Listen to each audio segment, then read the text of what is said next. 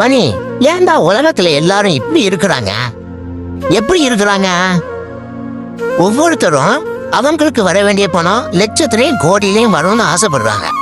ஆனா அவங்கள்ட்ட இருந்து வேற ஆளுக்கு போக வேண்டிய பணங்கள் 100, 50 இல்லைன்னா அதை விட கம்மியா இருந்தா கூட சந்தோஷப்படுவாங்க.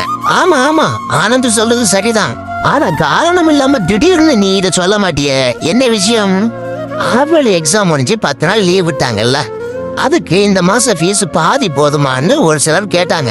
அதுல ஒருத்தங்க டீச்சர், நம்ம ஓனருக்கு கோவம் வந்துடுச்சு.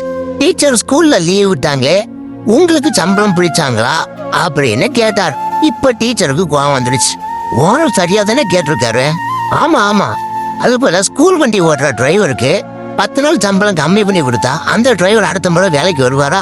இல்ல அவங்க குடும்பம் தான் எப்படி ஓடும்?